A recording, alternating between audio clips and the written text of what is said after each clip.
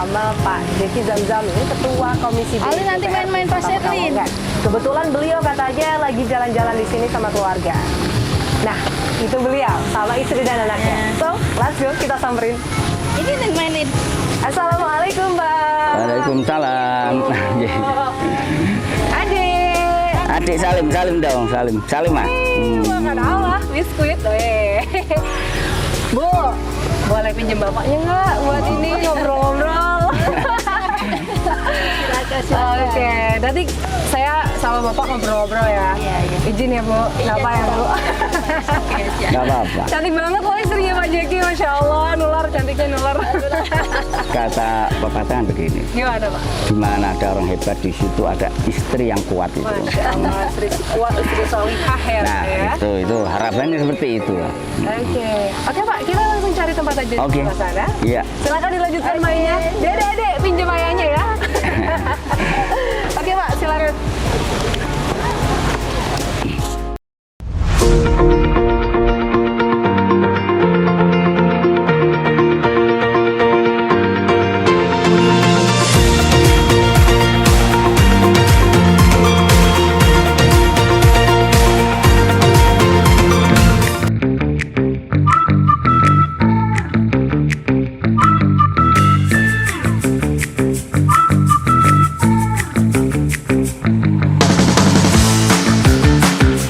Kita sambil duduk-duduk Ya. aja kali Pak ya, biar suasananya tuh enak sambil mendengar deburan ombak. Iya. Sore-sore enaknya ngobrol. Menikmati senja di kota Pekalongan. Biasanya pokoknya kopi aja nih Pak.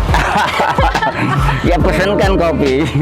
Nanti kita pesen ya Pak. Tapi Iya. kalau udah ngobrol di segmen ini dulu. Ya, ya sifatnya kalau saya sih secara pribadi manut semualah apa yang disetting oleh TV pakai begitu aja. Ya itulah ya spesialnya jadi host ya, narasumbernya Dewan pun dewannya akan manut dengan Anda. Oke Pak Jeki Zamzami, alhamdulillah kita bisa ketemu hari ini di waktu rakyat. Alhamdulillah Pak sekali. Jeki, Ketua Komisi B DPRD Kota Pekalongan. Pak, Bapak Ya. ini namanya unik, Jeki, tapi belakangnya Zamzami. Zamzami. Enaknya dipanggil apa, Pak Jeki, Pak Zamzam? Kalau persoalan dipanggil mungkin yang lebih familiar itu Jeki. Nah, karena ada singkatannya juga. Apa tuh Pak? Biar diejek itu nggak pernah keki itu. Oke, biar diajak nggak pernah kayak gini. Gitu. Oh, unik itu nama asli dari orang tua? Pak? Iya, ya ada perubahan sedikit. Jadi Zamzami itu karena mengambil marga bapak saya itu lahirnya di Mekah. Oke. Nah, jadi untuk melestarikan daripada tani keluarga, silsilah keluarga, maka kita pakai Zamzami itu. Begitu. Bapak kan Ketua Komisi B nih Pak. Iya. Kalau sekarang ini Komisi B lagi sibuk apa? Kalau sekarang ini baru kemarin kita baru selesai pembahasan anggaran di 2023.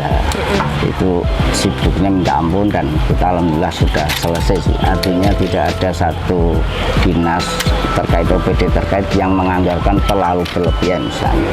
Tapi sesuai dengan program-programnya, artinya program yang skala prioritas itu adalah itu ya.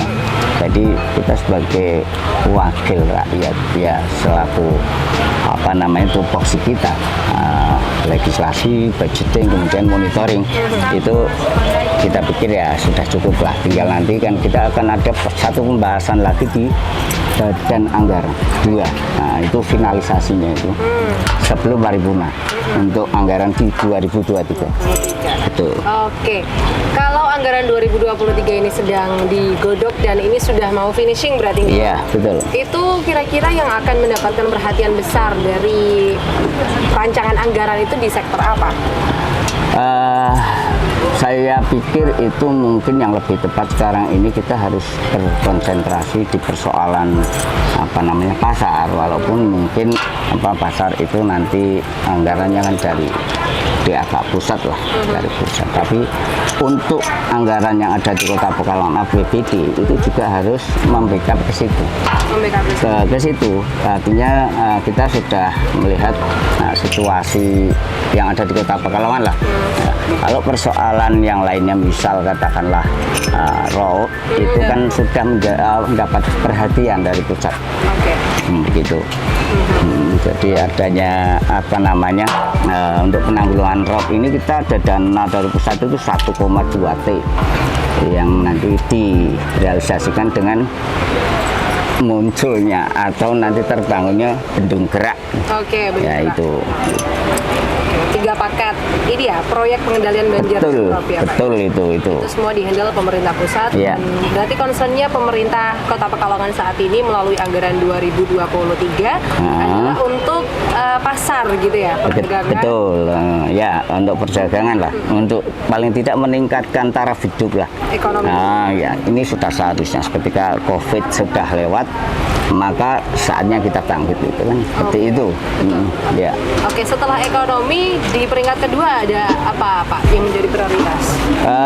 Di peringkat kedua kesehatan ya. Oke. Nah, kesehatan kita terus membenahi, tapi memang itu bukan counterpart Komisi B sih, betul. tapi kita Komisi B.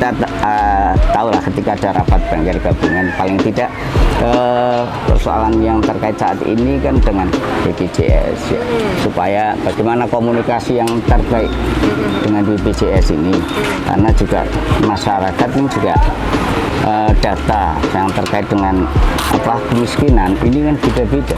Dari dinas itu tidak ada yang Sinkron. artinya tidak ada yang valid fit, itu kan tidak ada. Jadi kriterianya itu membingungkan juga ketika bicara orang tidak mampu lah. Oke. Misalnya kan seperti itu. Iya. Ya. Lalu gimana menurut Bapak langkah-langkah yang harus dilakukan terkait adanya permasalahan yang Bapak lihat itu? Ya begini, jadi kita harapkan untuk OPD terkait ini betul-betul bisa memposisikan staf-staf kerjanya itu dengan kondisi yang benar-benar laporannya valid. Contoh misal, jika ada orang mengaku misalnya tidak mampu, ya berarti kan yang dari bawah sendiri itu kan berarti kelurahan RT. Betul. Nah, ya itulah yang pertama. Oke. Yang harus kita jelaskan dengan paham betul bahwa seperti ini.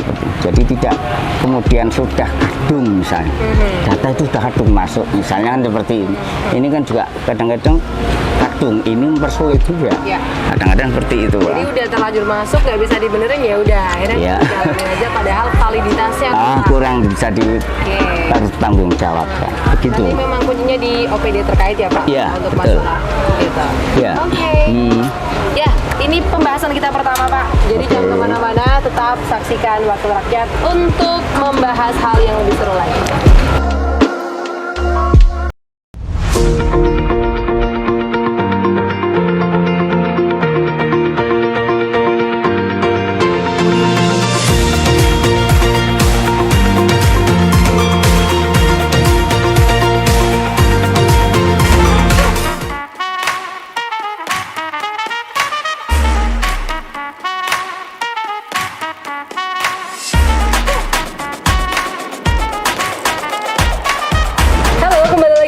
Saya Farah Farhad dan Pak Jaki Zamzami di Wakil Rakyat.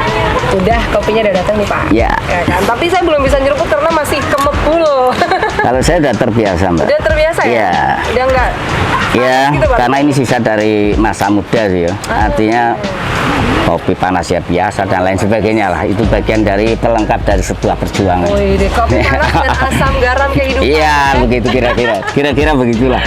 Oke Pak, sambil menunggu kopi saya adem, Ya. saya mau tanya-tanya soal pasar. Karena tadi Bapak juga menyinggung soal pasar. Betul. Pertama yang saya pengen bahas adalah pasar Sugiwaras dulu nih. Ya. Karena sampai sekarang masih di follow up terus ya. Betul. Banyak yang mengatakan, terutama para pemilik kios di sana itu belum merasakan larisnya seperti dulu jualan di alun-alun Ya. Kota Pekalongan. Gimana pendapat Bapak soal itu? Kalau persoalan itu saya pikir kan saya sering mengatakan juga dengan pedagang, ini sebuah proses ya. Artinya proses itu tidak bisa instan dong. Ya. Kalau Anda sudah memastikan bahwa nanti pendapatan berkurang, emangnya dengan sudah komunikasi dengan Allah, dengan Tuhan, itu kan tidak mungkin toh. Nah, makanya untuk bisa lebih tahu harus dicoba dulu. Dan ini persoalannya ketika panjenengan tidak mau pindah ke tempat yang baru itu, maka pemerintah kota ini yang kesulitan. Sementara kita harus sinkron antara pemerintah kota, masyarakat, terus kami sebagai wakil jenengan. Kami tidak mungkin berpihak salah satu, tidak mungkin. Kami ini ada untuk menjembatani persoalan-persoalan yang harus diselesaikan, kan seperti itu. Terus saya bilang begini, dicoba dulu. Sampai mencoba, terus kemudian pemerintah kota juga tidak ada kesulitan dengan BPK.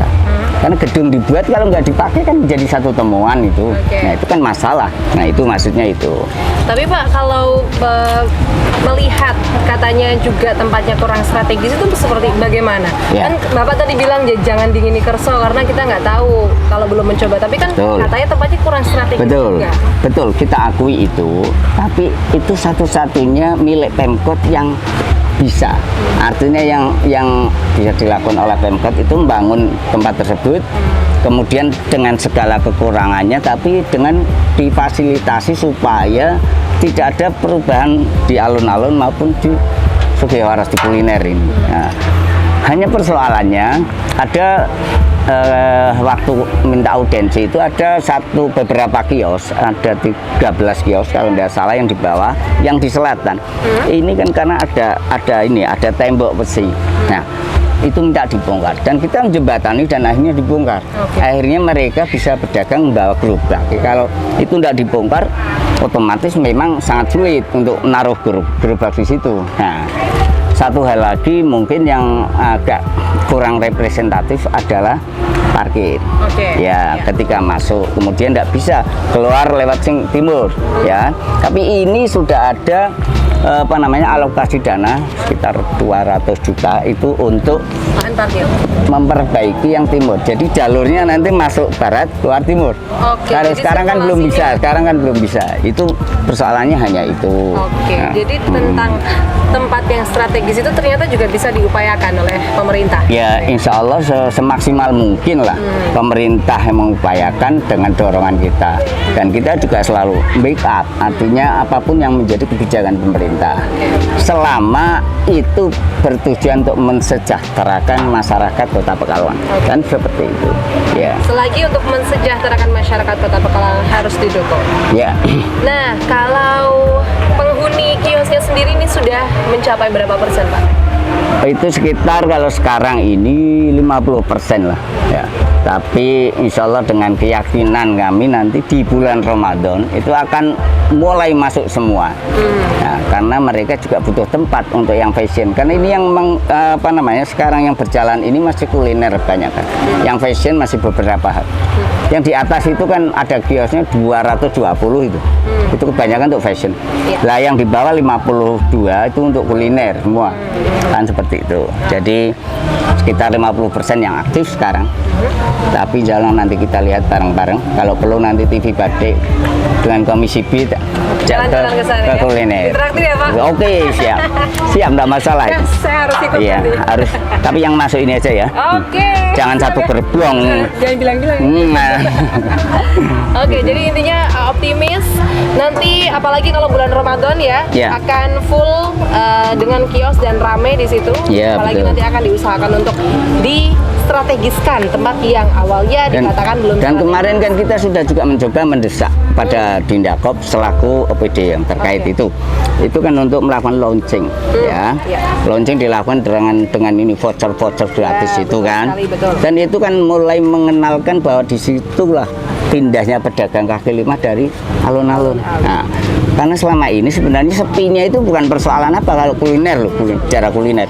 Sepinya karena yang pembeli ini belum tahu pindahnya kemana rata-rata. Dan kita minta mendorong kepada pedagang juga untuk main Facebook, Instagram misalnya. Saya sendiri malah tidak main dulu, minta. Harus dong Pak, kan ini gayanya milenial banget. Iya, ya memang sudah seharusnya. Tapi kata orang begini loh, kalau kepintaran masalah itu nanti tidak jadi dewan, jadinya cuma staff. Kalau dewan itu yang sedang-sedang saja katanya. Gitu. Beda-beda ya. Ada yang dewan yang aktif banget gitu ya di sosmed, mungkin Pak ini yang enggak. It's okay. Yang penting kontribusinya nyata ya Pak. Ya insya Allah itu. Oke Pak, kalau itu tadi soal pasar Sugih Waras, sekarang ke pasar Banjarsari. Ya. Itu progresnya sudah seperti apa? Ya, sampai detik ini. Ya.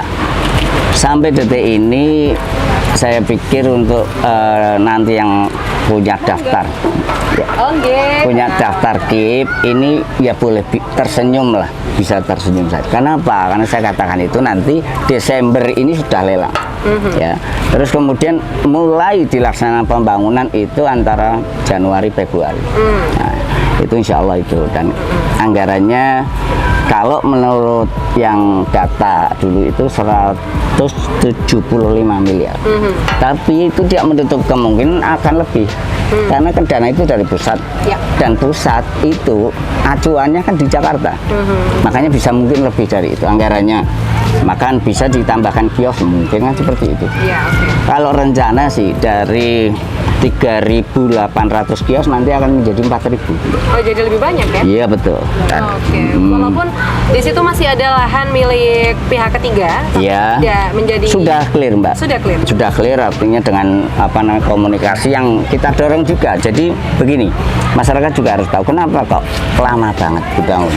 Itu persoalannya ada satu persoalan dengan pihak ketiga, yaitu PT DIS. Nah, mereka komunikasinya kan agak susah diajak. Nah, kita mencoba untuk proaktif dengan memanggil PT DIS, karena itu apapun itu adalah juga kewenangan Komisi B. Kita panggil direkturnya, pimpinannya, kemudian kita ajaklah.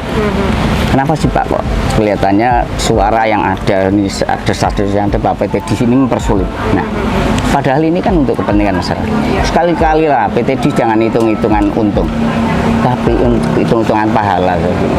Saya bilang begitu, hitung-hitungan pahala. Jadi karena di diplomasi itu akhirnya sudah selesai ya? Akhirnya PT DIS-nya proaktif ketemu dengan eksekutif, dengan pemerintah kota Pekalongan, kemudian penyelesaiannya akhirnya ada. Artinya ada jalan keluar lah dari situ, dan itu kan yang menjadi syarat daripada pusat. Jadi kalau ingin dana pusat itu turun, maka harus clear and clean. Itu masalahnya. Dan itu sudah selesai. Alhamdulillah. 2023 insya Allah Banjarsari kembali berdiri dengan 4.000 kios ya. 4.000, insya Allah 4.000 kios sesuai dengan DE-nya gitu. Oke, mungkin kita sambil nyeruput kopi dan makan gorengan ya Pak. Jangan kemana-mana, tetap di Wakil Rakyat.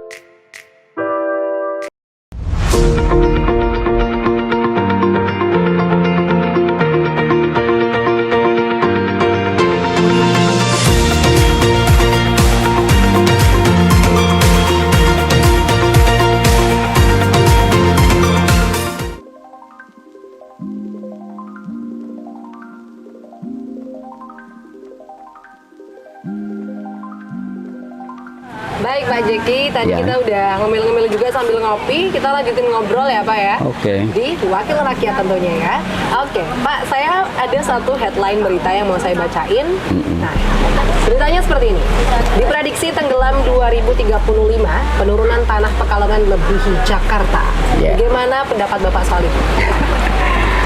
Kalau pendapat saya diminta untuk persoalan itu, saya kok lebih cenderung sebenarnya tidak komen. Artinya begini, kalau menurut saya prediksi itu kayak peramal, ya bisa mungkin terjadi, bisa mungkin tidak, ya. Kan itu yang melakukan BRIN loh Pak. Ya, artinya orang-orang pintar, bahkan mungkin orang-orang profesor lah misalnya. Sekarang kita ingat nggak kasus di Sidoarjo? Itu kurang pintar kayak apa, kurang yang kono. Tenaga ahlinya dari Jepang semua. Tapi yang terjadi tenggelamnya satu daerah di Sidoarjo, ya. Apa namanya? Lumber Lapindo. Betul, Lapindo gitu. Itu kan orang-orang pintar semua itu yang sudah mengarang ini dan itu. Ketika terjadi seperti itu, banyak yang lepas tangan. Ya, artinya tidak bertanggung jawab. Nah, kalau hanya memprediksi kan nggak salah. Kalau benar ya dianggap bisa tepat karena secara ilmiahnya dia pintar. Kalau beramal ya karena dukunnya berarti dia pintar. Tapi kenapa saya katakan kalau saya lebih banyak komen itu, kalau menurut saya ketika persoalan proses alam maka itu tidak bisa diprediksi. Artinya penurunan yang lebih dari Jakarta misalnya, dasarnya apa kita juga tidak paham betul ilmu itu, tapi yang jelas saya yakin nanti kita lihat bareng kalau kita masih diberi umur di 2035 masih jayakah Kota Pekalongan atau tenggelam, kan seperti itu. Ya, tapi menurut saya itu hanya sebuah prediksi dan itu tidak akan terjadi. Karena apa? Karena juga saat ini banyak langkah yang sudah dilakukan oleh Kota Pekalongan dengan komunikasi dengan pusat. Buktinya anggaran yang 1,2 T untuk membangun bendung gerak itu tidak lain juga untuk menghadang rob, menghadang banjir, dan seperti itu. Terus kemudian ada yang program kotaku berapa miliar itu juga ke sana arahnya. Nah, dari semua langkah-langkah ini kan bisa mungkin akan ada hasilnya. Prediksi boleh-boleh saja ya. Kalau misalnya katakanlah tepat atau tidak, toh mereka tidak ada yang menyalahkan. Hanya itu sebuah prediksi, ya kan? Kecuali itu suatu usulan yang harus seperti ini misalnya, terus kemudian ketika tidak terjadi maka ada sanksi kesalahan. Ya kan begitu. Kalau menurut saya begitulah. Kalau jadi, untuk ini hanya prediksi. Ya. Intinya kalau prediksi bisa saja terjadi, bisa saja tidak. Tapi intinya ini tidak mengurangi sedikit pun optimisme dari pemerintah untuk melanjutkan proyek-proyek yang sudah berjalan. Betul itu. Mungkin prediksi itu akan terjadi apabila proyek-proyek ini tidak berjalan, gitu kan? Mungkin bisa ya, dan juga bisa tidak. Dan juga bisa tidak. Ya. Oke. Lalu bagaimana dari kacamata Bapak perkembangan proyek-proyek atau program-program yang dikhususkan untuk menangani banjir dan rob saat ini? Ya, saya melihatnya sangat bagus dan waktu pernah si BPWS itu kesulitan karena klaim waktu ya. Karena apa? Kesulitan pembebasan tanahnya terkait dengan pencanangan ini. Untuk apa namanya alatnya itu banyak warga yang keberatan. Ya, karena ketika dipasang alat itu maka katanya ini terjadi retakan-retakan di tembok mereka gitu, seperti itu. Tapi kita sudah mencoba untuk menyelesaikan itu baik komunikasi dengan warga maupun dengan pemerintah Kota Pekalongan. Artinya ini persoalan yang tidak remeh, tidak enteng lah, mesti perlu yang ada penyelesaian yang serius sekali terkait dengan pembebasan tanah tersebut. Dan sekarang ini sudah berjalan mulus, terus kemudian memang sih ada kehilangan waktu untuk BPWS, tapi itu tidak mengurangi kualitas dan kuantitasnya nanti yang dibangun oleh BPWS tersebut, begitu. Jadi sejauh ini lancar dan masih berjalan dengan progresif. Betul, ya. Oke, Pak. Kalau tidak salah mungkin ada penyelesaian waktu bulan apa itu. Kalau tidak salah itu malah di tahun ini kalau tidak salah loh ya. Nah, tapi kelihatannya juga mungkin akan ada tenggang waktu sedikit. Gitu. Jadi optimis begitu ya Pak ya? Ya. Ada 3 paket program pengendalian banjir dan rob, betul. Dan itu akan menepis anggapan 2035. Insya Allah itu. Karena saya juga ini apa namanya tidak kurang sepakat lah dengan sebuah prediksi. Kalau prediksinya ini untuk persoalan alam, proses alam. Karena hanya ada yang lebih berkuasa persoalan alam ini. Itu aja, enak kan? Oke, mungkin prediksi itu dimunculkan untuk sedikit lebih mewaspadai kita gitu ya? Bisa saja itu. Dan memang begini, kalau seseorang itu kemudian berhasil dalam tingkat ilmunya, dalam menimpa ilmu, maka kan harus ada satu actionnya. Nah itu mungkin bagian dari actionnya ini memprediksi Pekalongan, maksud saya itu. Oke, jadi mana nih yang bisa saya prediksi? Nah begitu, jadi eksistensinya biar kelihatan. Toh saya profesor misalnya itu. Oke, satu lagi pertanyaan nih Pak. Tadi saya akan tanya sama Bapak ini berarti udah 2 periode di DPRD. Gimana 2024 Pak rencananya? Ya, selama begini Mbak, kalau saya sih enjoy aja.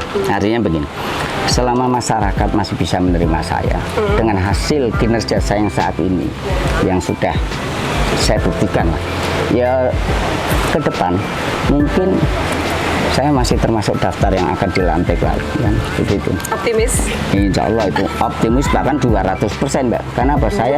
Karena saya tidak pernah kinerja saya itu mengkhianati masyarakat. Itu boleh dicek di Pekalongan Selatan Mbak. Baik yang bentuknya hibah maupun yang infrastruktur pengaspalan, saluran, silahkan dicek Pekalongan Selatan. di Kelurahan Jenggot, terus terang aja, itu sampai hampir 90% pengaspalan itu dari aspirasi saya. Hampir 90%. Di yayasan-yayasan, ada di Jenggot yayasan itu, selama saya periode itu berarti menerima aspirasi dari saya untuk generasi berikut pendidikan, kan itu kan untuk dunia pendidikan itu 1,5 M. Artinya itu sudah cukup lah untuk pembuktian kinerja saya dan untuk mereka percaya bahwa menitipkan aspirasinya pada saya, insya Allah itu lah. Jadi 2024 Pak Jeki Zamzami akan melenggang kembali ke kursi legislatif. Dengan kata lain, insya Allah gitu ya. Insya Allah. Iya, harus begitu ya. Kalau memang ditakdir masih mendapatkan amanat Betul. dari rakyat, semoga bisa Ya. seamanat ini dan mungkin semoga lebih baik begitu ya Pak ya. Oke, terima kasih Pak Jeki Zamzami Sama-sama. atas waktunya. Dan Sama-sama. Dan saya ini menggarisbawahi Mbak supaya nanti tidak salah penafsiran dari teman-teman Oke. bahwa persoalan untuk menjadi lagi atau dilantik lagi itu kan bentuk suatu ikhtiar. Iya, betul. Ikhtiar saya kemudian kalau memang itu rezeki, mau lawan saya sebesar gajah pun saya tetap ada. Iya, yang penting ikhtiar Iya kan? dulu ya. Nah, gitu aja. Itu menggarisbawahi supaya dianggap tidak sombong begitu. Oke, baik. Siapa saja kira-kira yang nanti kita akan undang ke Wakil Rakyat untuk berdialog bersama dengan saya. Jadi, terima kasih atas episode kali ini. Jangan lupa saksikan episode selanjutnya hanya di Wakil Rakyat.